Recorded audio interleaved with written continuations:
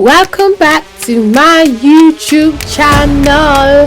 It's your girl Debrah Igbinedion,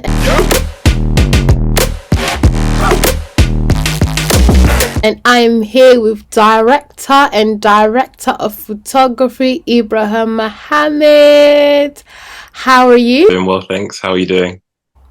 I'm good, thank you. You are part of the 5 filmmakers for Create Next campaign funded by John Boyga and Canvas.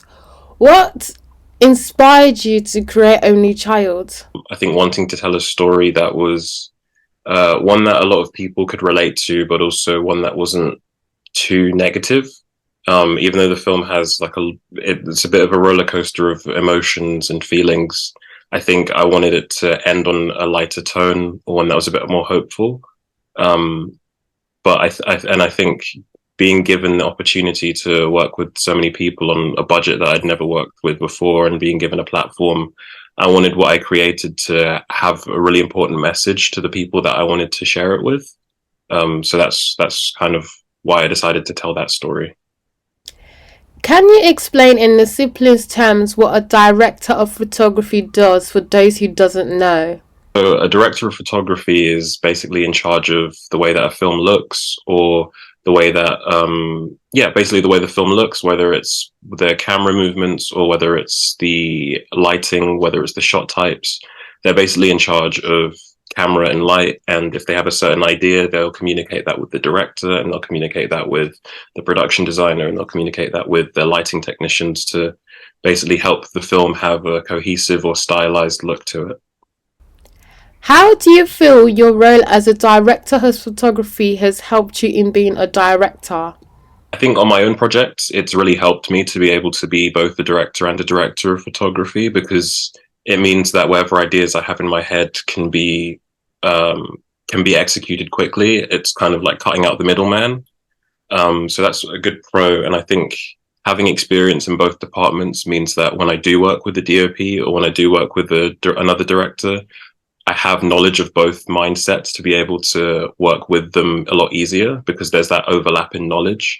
I've worked with some directors who don't know a lot about cameras. So it means that if I'm a director of photography, I can break things down a lot easier in terms of how it can assist them, and vice versa as well. I've worked with some DOPs who don't really know how to work with actors, and so as the director, even though that's my job, it still means I need to be able to communicate to them what it means for the overall story. So it's good in the way that it overlaps in being able to have the visuals and the actor's performance and the story work more cohesively in that way. What does being a storyteller mean to you? I think being a storyteller it's a really unique thing to do, because I think a lot of things that are in a lot of people's heads, they don't know how to communicate, or they wish that they could communicate. And I think it's really special that there are people like myself who have those kind of talents to be able to, whether it's turn it into a film, or some people turn it into music, some people turn it into poetry. I think storytelling is great because the people who do have that ability can reach those who don't. And I think it allows you to open up people's perceptions of different ways of life or different ways of thinking, and just, I think, share so much. So I think storytelling is quite a precious thing, I think, as well, especially for humanity, because a lot of what we know and a lot of what we do comes from the stories we hear from those who come before us. And so I think storytelling is something that I hope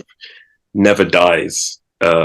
Because it is so important, whether it is film or music or something else. How do you find inspiration for your work? I think it always depends. One way that I find inspiration is through music.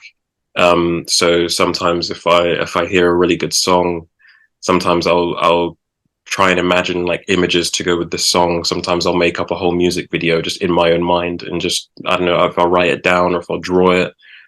Sometimes I've gone to art galleries. Art galleries are really good resources for inspiration, because they're beautiful frames there for a reason. And I think like Only Child came from that. It came from a painting from Caravaggio.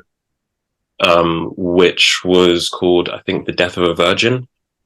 And it became the first shot of my film because it's what inspired it so much. I saw the painting and I thought, if I was to recreate this, or if I was to incorporate this into my film, because I loved it so much, I thought, what would the story behind this be if I was to take it as my own? And I think that's the thing about a lot of films, is it's borrowing from real life experiences, from other people's experiences, from things people have seen, and making it your own, or putting your own twist on it to claim it as your own. So paintings, art galleries, music, cool stuff that I see or read on the internet as well. Reading books is really good as well, and reading other people's scripts can be really inspiring because it can just show you a different way of writing as well. Where can we find your work? So you can find my work on my Instagram, which is IKM Films. That's where I post basically everything. I'm working on a portfolio at the moment, just so I can have everything there. I'm not on YouTube or anything, but maybe in the future I'll start putting stuff on there as well. But yeah. Please don't forget to like, comment, and subscribe. Don't forget to like, comment, and subscribe to the channel.